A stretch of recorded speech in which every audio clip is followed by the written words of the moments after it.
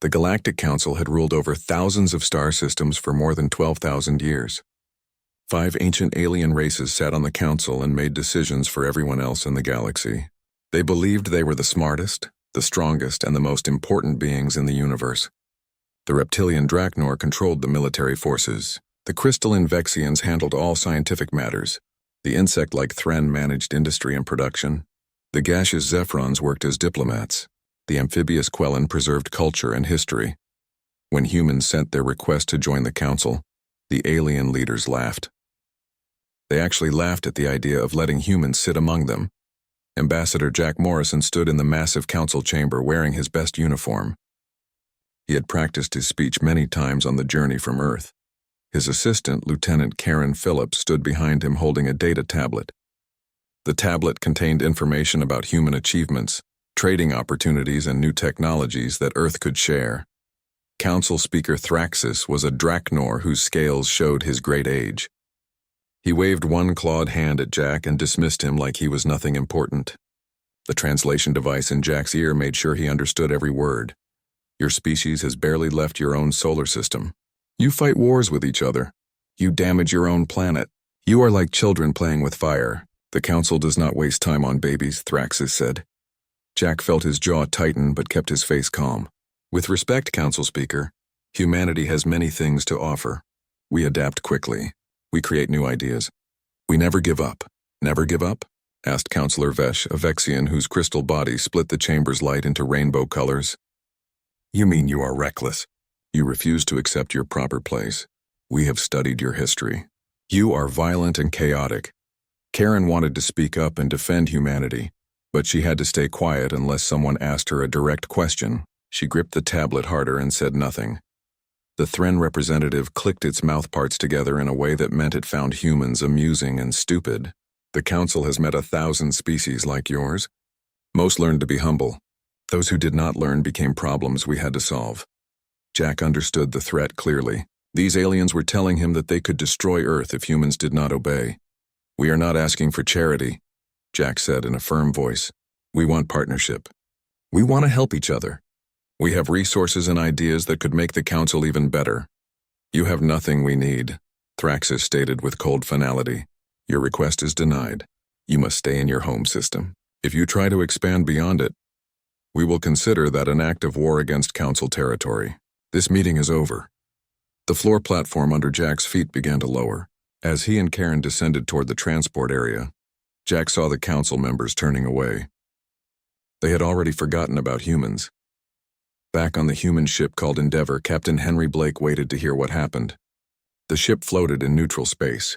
Through the windows, they could see the huge council stations that made their vessel look tiny and weak. They said no, Jack reported. His voice was tight with controlled anger. More than no. They threatened us. They told us to stay in our own system or they would punish us. Henry was an old soldier who had fought in Earth's unification wars. His weathered face showed no surprise. Did you think they would say yes? Old empires do not welcome competition. Karen put the tablet down on the console. They called us children. They said we were reckless and violent.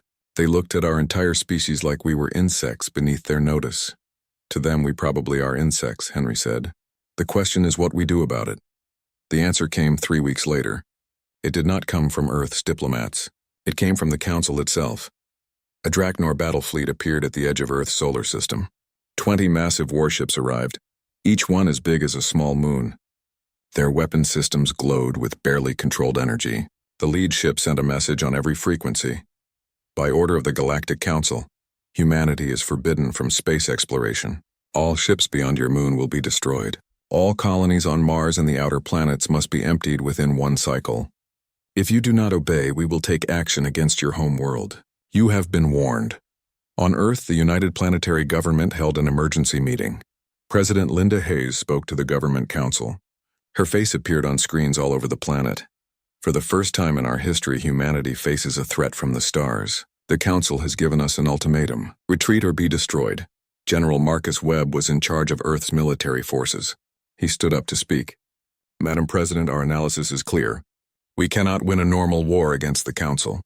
Their technology is hundreds of years more advanced than ours. One of those warships could destroy an entire continent. So we surrender, Someone shouted from the assembly. No, Linda said quietly but firmly. We do what humans have always done when faced with impossible situations. We adapt, we create new solutions. We survive. Deep underground in Colorado, Dr. Paul Grant received new orders. His experimental weapons program had been considered too dangerous before. Now it was humanity's only hope. Paul looked at his lead engineer, Susan Moore. They both understood what this meant. The Council had made a terrible mistake. They had given humanity a reason to use everything they had been holding back. How long do we have? Paul asked. Susan brought up designs on her computer screen. With unlimited resources and no restrictions? 6 months, maybe less. You have 4 months, Paul said. And Susan, make sure it hurts them. Above Earth, the Draknor fleet settled into orbit. The aliens were confident in their overwhelming power. They had done this same thing a dozen times before with other species. Young races always learned their lesson and obeyed. What the Draknor did not know was that humans had been preparing for alien contact since the first time they pointed telescopes at the stars. Every science fiction story, every military simulation, every paranoid plan was about to be used. The Council thought they had declared war on a weak species. They thought humans would surrender without a fight. They were about to learn how wrong they were. 4 months passed in a desperate rush of activity. Every factory on Earth, Mars, and the asteroid belt colonies was converted to military production. Every scientist, engineer, and military strategist worked day and night without rest. Humanity had faced extinction before, but never from enemies that came from the stars with such calculated cruelty. Admiral Claire Rodriguez commanded the unified fleet from her battleship called Defiance. It was humanity's newest and most advanced warship. Compared to the Draknor vessels that still hovered in orbit like vultures waiting for prey, the Defiance looked small and weak, but Claire was not planning to fight using normal tactics. Give me a status report, she called to her bridge crew. Lieutenant Commander Jake Peters looked up from his tactical station. All ships are in position, Admiral. The Draknor are maintaining their regular patrol patterns. They have not changed their behavior in 3 months. They think we are beaten, muttered Commander Lisa Hayes from the communication station. Good, Claire said with a slight smile. Let them keep thinking that. On Earth, evacuation shuttles continued their show of obedience. The shuttles carried colonists from Mars back to Earth. The Council observers watched with satisfaction. Their reports confirmed that humans were obeying orders. What the observers did not see were the secret mining operations in the asteroid belt. They did not notice the massive construction happening on the dark side of the moon. They missed the network of relay stations being placed throughout the outer solar system. Dr. Paul Grant stood in his testing chamber. He watched through thick protective glass as the first prototype weapon powered up. The device looked simple, but its implications were terrifying. Susan Moore monitored the instrument readings. Quantum entanglement is holding stable. Energy matrix is coherent. Paul, I think it will actually work. It has to work, Paul replied. Run the simulation again. I need to be absolutely certain. The computer simulation ran in microseconds. A virtual Council warship appeared with maximum shields and active weapons. The prototype activated. The warship ceased to exist. It was not destroyed or damaged. It simply stopped existing in any way that could be measured. Its quantum state collapsed. Its matter returned to pure energy. The effect was instantaneous and unstoppable. The Geneva Convention would hate us for this, Susan whispered. The Geneva Convention did not face extinction. Paul said coldly. Begin mass production immediately. President Linda Hayes met with the Council's diplomatic representative. The Zephron named Whisper appeared as a vaguely human-shaped cloud of contained gas. The meeting was broadcast on all human communication networks as a show of continued submission. Your compliance has been noted, Whisper said in a voice like wind through hollow tubes. The Council is pleased. Perhaps in a few centuries, when your species has matured, we may reconsider your application. Linda forced herself to smile. We appreciate the Council's wisdom. We have much to learn, indeed. Your evacuation will be complete within the week? Yes, the last transport ships are loading now. Excellent. The Council's mercy is vast. Lesser species have been completely sterilized for showing less defiance than you initially displayed. After the envoy left, Linda's fake smile disappeared. She activated her secure communication channel to military command. Marcus, how long until we are ready? General Marcus Webb appeared on her screen. 72 hours. We are loading the last weapons now. Admiral Rodriguez is ready to execute the plan on your command. And the prototype weapons? Being installed on the ships as we speak. The Council will not know what hit them. Linda took a deep breath. This is it then. We are really going to do this. They gave us no choice, Madam President. They came to our home and told us to crawl on our bellies like animals. Humans do not crawl. In orbit above Earth, the Draknor fleet commander reviewed compliance reports with satisfaction. War Master Krell was pleased with how quickly these humans had surrendered. Another minor species had learned its place. He dictated his final report to the Council with obvious boredom in his voice. The human problem has been contained. I recommend continued monitoring for 1 cycle, then reduced observation. Species assessment. Minimal threat, low value, suitable for tribute payments if needed in the future. His second-in-command, a younger Draknor named Skev, hesitated before speaking. War Master, some long-range sensors detected unusual energy signatures in the outer system. Should we investigate? Krell waved dismissively. Primitive industrial accidents. These creatures barely understand fusion power. They pose no threat whatsoever. Yes, War Master. That night, measured by Earth's time, the human fleet moved into position. They did not move toward the Draknor blockade, but away from it. Every warship, every armed transport, every vessel capable of mounting weapons burned hard toward the outer solar system. The Draknor noticed immediately. Alarms sounded on their flagships. Krell stormed onto his bridge with his scales flushed in irritation. What are they doing? Are they trying to flee? Negative, War Master. They are forming a battle formation beyond Saturn's orbit. I am detecting massive energy buildups across their fleet. Krell laughed harshly. They mean to fight us? This is admirable stupidity. Set course to intercept. Prepare weapons. We will destroy half their fleet and see if the survivors still want to rebel. The Draknor fleet broke orbit. Their massive engines propelled them toward the gathering human forces. They moved with the confidence of predators who had never known fear in their entire lives. On the bridge of the Defiance, Admiral Claire Rodriguez watched the enemy approach. Her hands were steady on the command console. Around her, the bridge crew worked in focused silence. Distance to target? She asked calmly. 1 million kilometers and closing fast, Jake reported.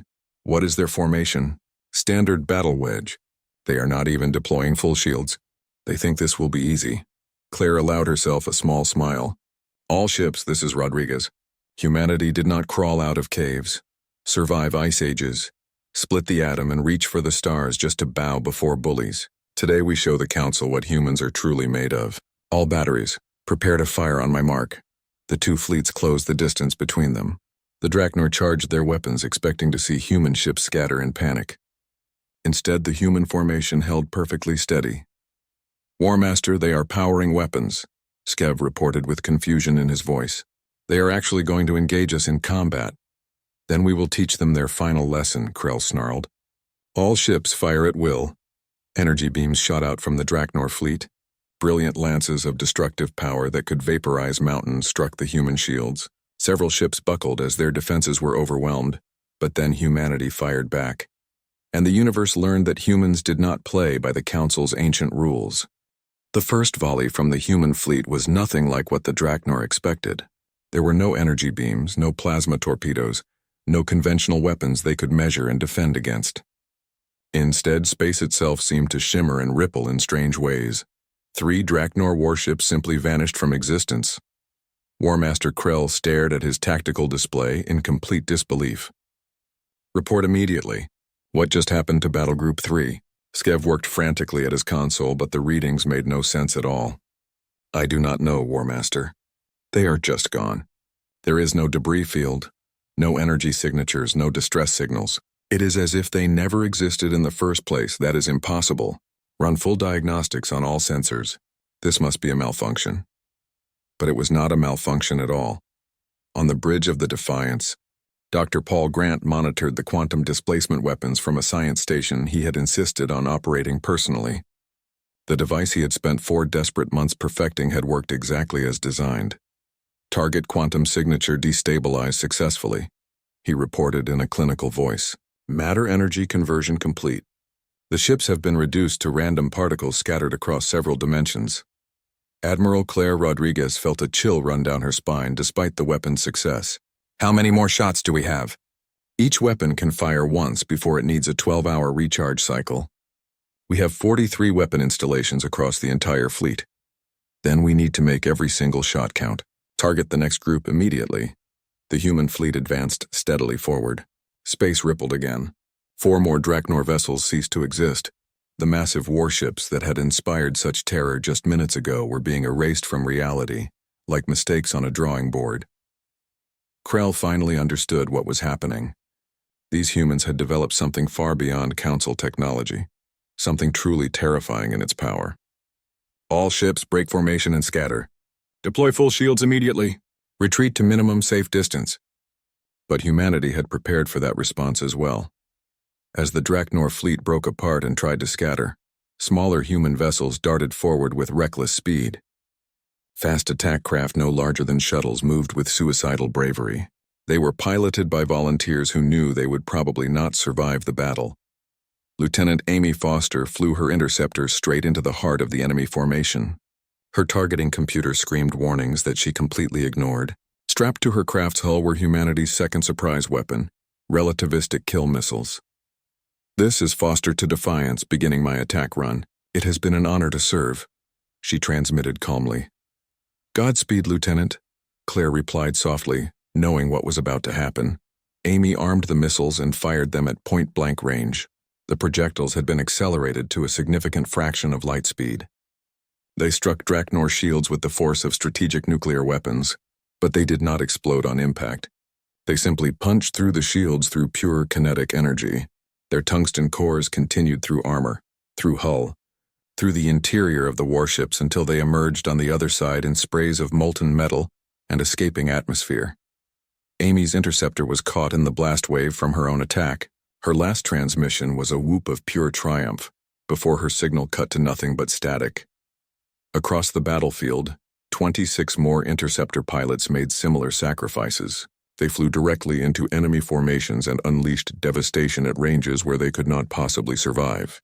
The Draknor fleet, which had numbered 20 powerful warships at the start of the battle, was reduced to only 8 ships in less than 10 minutes of combat. This cannot be happening, Krell roared in fury and growing fear. How are they doing this? Their technology was supposed to be centuries behind ours. Skev had abandoned his normal station to pull up archived human data. War Master, I am reading the initial contact reports now. The humans were evaluated based only on their public technology. But there are notes here about extensive military secrecy, about weapons programs hidden even from their own civilian populations. They were hiding their true capabilities from us, Krell realized with ice forming in his blood. They wanted us to underestimate them from the very beginning. Another wave of quantum displacement weapons fired across the void. 2 more Draknor ships vanished without a trace. Emergency jump protocols now, Krell commanded desperately. Get us out of this system immediately! But the human fleet had positioned relay stations throughout the outer solar system months ago. These stations generated a faster-than-light interdiction field. The Draknor ships tried to jump to hyperspace and found themselves completely trapped in normal space. Commander Lisa Hayes smiled grimly as she reported from her communications station.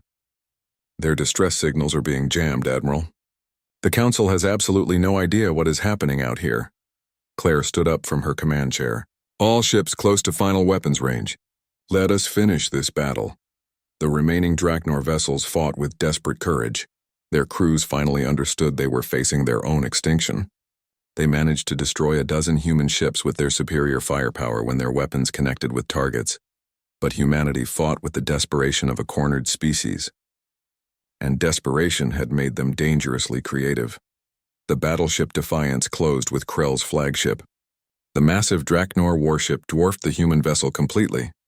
But size meant absolutely nothing against quantum weapons. War Master, the human flagship is sending us a communication request, Skev reported. His voice had become hollow and defeated. Put them on the main screen.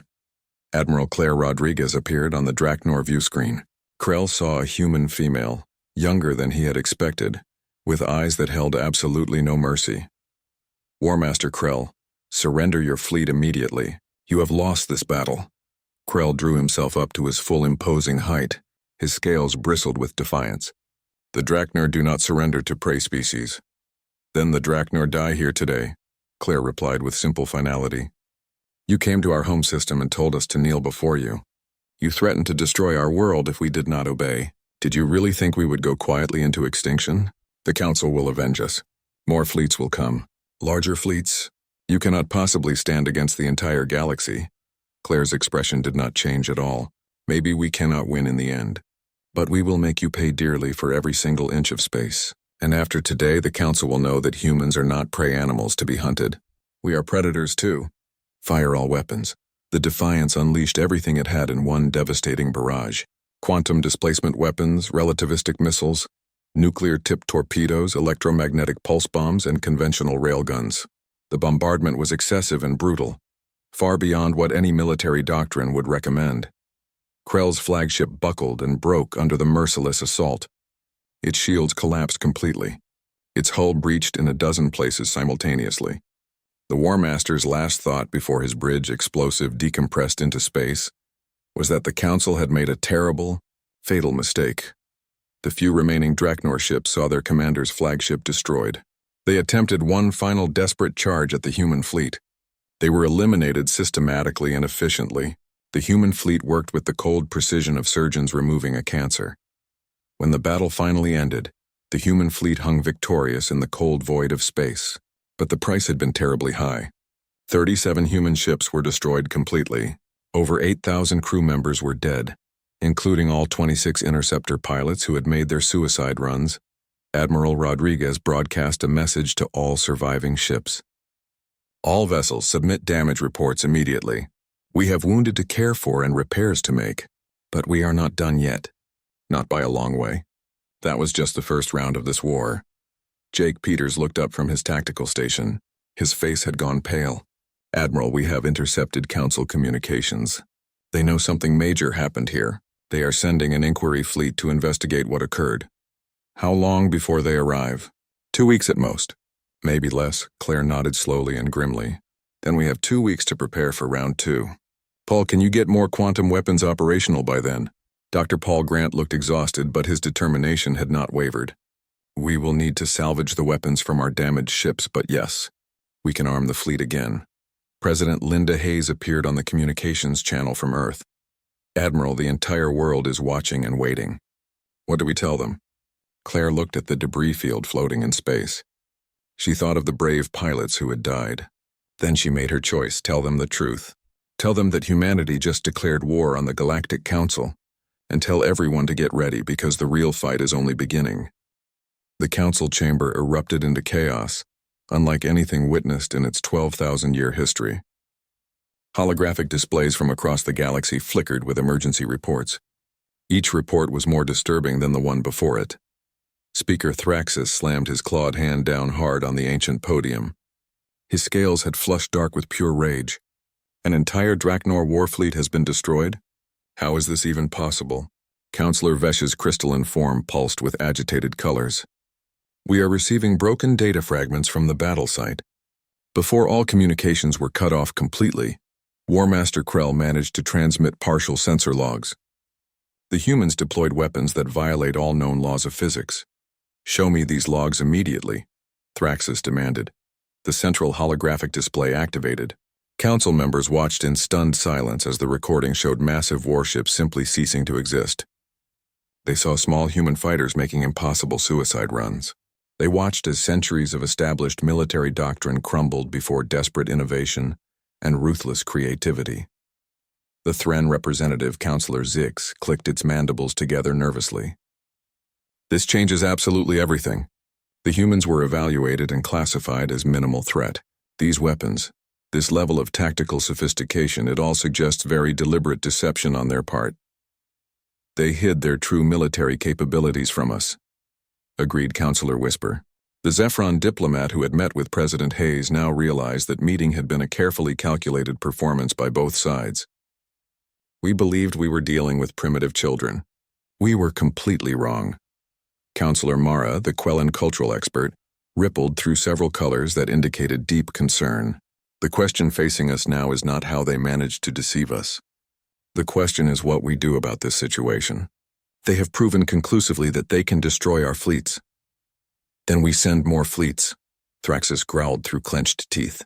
We mobilize the full combined military might of the entire council. These humans have won a single battle against a small blockade force. They absolutely cannot stand against the combined armies of 5 ancient empires. Can they not? Vesh questioned, displaying unprecedented doubt for a council member. We do not understand their quantum weapons. We do not know what other technologies they are hiding. We lost 20 capital warships in less than 10 minutes. How many more ships are we willing to sacrifice? As many as it takes. Thraxus roared furiously. The council's authority cannot be challenged by anyone. If we allow one species to defy us openly, others will surely follow their example. This is about far more than just humanity. This is about preserving the established order across the entire galaxy. The vote was conducted swiftly and the result was unanimous. The council would respond with completely overwhelming force. 3 days later, a massive combined fleet of 200 warships from 4 council species assembled at the border of human territory. The Draknor provided 80 vessels seeking blood vengeance for their lost comrades. The Vexians contributed 50 crystalline ships whose advanced weapons could disintegrate matter at the molecular level. The Thren deployed 40 massive hive ships, each one carrying thousands of deadly warrior drones. The Zephrons sent 30 atmospheric carriers capable of deploying chemical weapons that could render entire planets permanently uninhabitable. Only the Quellan refused to contribute any military forces. They cited their ancient cultural role as preservers of life rather than destroyers. The other council members noted their reluctance with barely concealed contempt and anger. The combined invasion fleet was commanded by Supreme War Leader Thane, a legendary Draknor general who had successfully pacified 17 different star systems during his long career. He studied the human defensive positions with a coldly professional eye. Humanity had retreated to Mars orbit. Their remaining fleet was clustered around the red planet in a tight defensive formation. Long-range sensor scans showed approximately 80 human warships, less than half the number of council vessels. They are protecting their colony world, observed Thane's strategic advisor, a Vexian named Prism. It is a logical fallback position tactically but strategically foolish. They have effectively trapped themselves with no room to maneuver. Excellent, Thane replied with satisfaction. We will engage them at Mars and end this pointless rebellion in a single decisive battle. Helm, set course directly for Mars. All fleet assume battle formation Delta. We advance in overwhelming force and crush them completely. But humanity was not simply waiting passively to be crushed. As the Council fleet entered Mars orbit, they discovered the human ships positioned behind the planet itself, using the massive planetary body as a shield. Thane recognized this defensive tactic immediately from his military academy training. They are using the planetary mass to disrupt our targeting sensors. Clever enough, but it only delays the inevitable outcome. Fleet split into 2 groups and attacked from multiple vectors simultaneously. The Council ships divided their forces smoothly. One large group swung around Mars from the left while another group approached from the right. The plan was to catch the humans in a devastating pincer movement. It was a textbook standard maneuver, executed precisely by the book, which was exactly what Admiral Claire Rodriguez had been counting on happening. They are splitting their forces into 2 groups, Jake Peters reported from his tactical station. Just exactly like all our simulations predicted they would. Claire allowed herself a tight smile. The Council has been fighting wars the same way for thousands of years. They have completely forgotten how to adapt to new situations. All ships, execute Operation Prometheus immediately. The human fleet suddenly broke from Mars orbit, but they did not retreat as expected. Instead, they accelerated at maximum speed directly toward the larger portion of the Council fleet. It looked like a suicidal charge. Thane briefly wondered if these humans had collectively lost their minds. Then Mars itself seemed to come alive. Not the planet itself, but enormous structures that had been carefully hidden on its surface for months, camouflaged military bases, massive weapon platforms, and humanity's largest surprise, artificial gravity well generators. The Council ships suddenly found themselves caught in artificial gravity fields 10 times stronger than normal planetary gravity. Their engines screamed in protest as they fought desperately against the unexpected crushing force. Ships collided with each other as tight formations broke down into chaos. Shields flared brightly and then failed as power was diverted away to propulsion systems. What is happening? Thane roared in confusion and anger. Someone give me a report now. The planet's surface is generating massive gravitational anomalies, Prism reported. Their crystalline form flickered wildly with alarm. Our ships are being pulled inexorably toward Mars. We are rapidly losing all maneuvering capability. The human fleet struck hard while the Council ships were disorganized and struggling helplessly. Quantum displacement weapons fired in perfect coordination, erasing Council vessels from existence. Relativistic kill missiles punched brutally through shields that were already weakened from fighting the artificial gravity wells. Nuclear weapons detonated in calculated clusters, their electromagnetic pulses frying delicate systems on ships whose power grids were already dangerously overloaded. In the first 5 minutes of engagement, 30 Council ships were completely destroyed or permanently disabled. All ships divert emergency power to engines, Thane commanded desperately. Break free of these gravity wells at any cost. But humanity had prepared yet another surprise. From positions throughout the asteroid belt came a second wave of attack craft. These were piloted by experienced crews who had survived the first battle and were hungry for revenge. They swarmed the massive Council ships like angry insects, far too small and far too fast for the larger vessel's weapons to effectively track. Captain Greg Murphy led an entire squadron of fighters in a daring assault against a Thren hive ship. All units concentrate fire on the launch bays. If we can trap their warrior drones inside, that ship becomes just one big helpless target. His squadron dove fearlessly through defensive fire that would have made veteran pilots hesitate. Greg had been a civilian test pilot before the war started, racing experimental aircraft through Earth's atmosphere purely for the thrill. This was just racing, but with much higher stakes. His missiles struck perfectly true, sealing the hive ship's launch bays with precisely targeted explosions. The Thren vessel, now unable to deploy its primary offensive weapons, tried desperately to escape.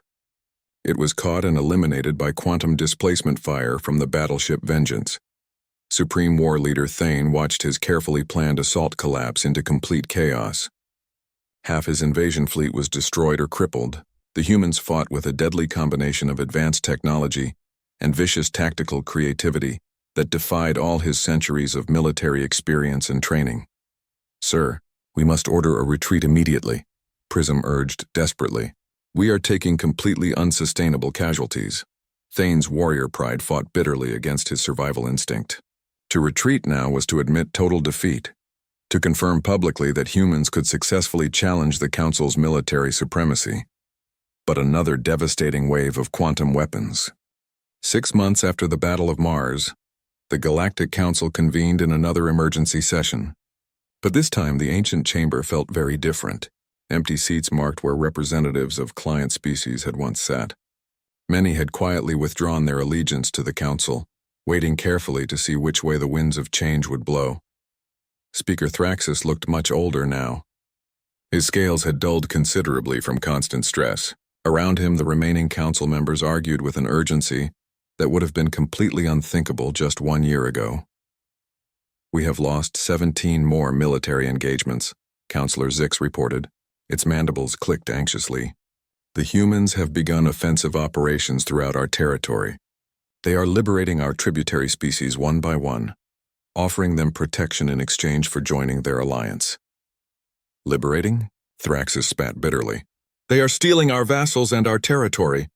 Perhaps, Councillor Mara interjected quietly. Those species never actually wanted to be vassals in the first place. The Quellen's simple words hung heavily in the air. It was an uncomfortable truth that the Council had deliberately ignored for thousands of years. Councillor Vesh displayed tactical data across the central hologram. The humans are not just defeating us militarily. They are winning the political struggle as well. Every species they liberate immediately joins their coalition. They now have 47 member races. Their combined fleet outnumbers ours by more than 3 to 1. How did this happen so quickly? Thraxus demanded in frustration. How did one single primitive species manage to bring down an empire that lasted 12,000 years? The answer came from an unexpected source. A Draknor junior officer named Kira had survived the Battle of Mars as a prisoner of war. She had been returned to the Council in a prisoner exchange program. Now she was called to testify before the full Council. Honorable Council, Kira began. Her voice was steady despite the intimidating setting. I spent 3 full months aboard the human flagship Defiance as a prisoner.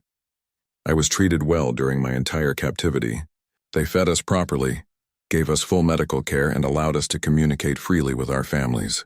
But more importantly than that, they talked to us and listened to what we said. Talk to you? Thraxus scoffed dismissively. Yes, Speaker. They carefully explained to us why they were fighting. Not for conquest or glory or wealth, but purely for survival and basic dignity. They asked us difficult questions. Did we truly believe that the species we ruled actually wanted to be ruled by us? Did we honestly think that peace maintained solely by constant threat of complete annihilation was real peace? Had we ever asked ourselves why, in 12,000 years of council rule, no council species had made any significant scientific or cultural advancement? The entire chamber fell into uncomfortable silence. Kira continued speaking with growing confidence. The humans have a saying they shared with us. They say that innovation comes from adversity. The council systematically eliminated all adversity from our existence. We created a completely stagnant empire maintained only by military force, and we convinced ourselves to call it civilization. The humans showed us what real progress actually looks like. This is nothing but propaganda. Thraxus protested, but his voice was weak. Is it really? Kira challenged him directly. Then please explain to this council how a species we dismissed as primitive managed to develop quantum displacement weapons in only 4 months. Explain how their coalition fleet now includes advanced technology from dozens of different species, all working together cooperatively, sharing knowledge freely instead of hoarding it selfishly. Explain how they have achieved in just 6 months what the council could not accomplish in 12 millennia. They have created actual galactic unity based on genuine cooperation rather than forced coercion. In Earth's solar system, humanity's new capital ship hung majestically in orbit. The Odyssey was twice the size of any vessel humanity had ever built before. It was a joint construction project involving human engineers working alongside scientists and technicians from 20 different species. Admiral Claire Rodriguez, now promoted to fleet commander of all coalition forces, met regularly with her increasingly diverse command staff in the Odyssey's main conference room. Commander Sieve, a Vexian who had courageously defected from the council after witnessing the truth of its brutal tyranny, projected current tactical data for everyone to review. The council continues to collapse from within. 3 more species declared their independence just this week. The Draknor and Thren fleets are withdrawing back to their home systems to protect their core worlds. What about civilian populations in contested territory? Asked Captain Lisa Hayes, now serving as Claire's trusted second-in-command. We absolutely cannot allow the council to commit atrocities during their death throes. Already addressed and handled, replied Ambassador Jack Morrison, who had returned to active service as the coalition's chief diplomatic coordinator. We are positioning humanitarian relief fleets near all vulnerable systems. Any council forces that deliberately target civilian populations will face immediate military response. Dr. Paul Grant, now heading the coalition's Combined Research Division, presented exciting new findings. We have been freely sharing our quantum displacement technology with all coalition member species. The Vexian scientists have made improvements we never even imagined possible. The Quellan have contributed sophisticated cultural integration protocols. Even the Zephron defectors brought atmospheric processing technology that will help us terraform dozens of marginal worlds. Claire nodded with obvious approval.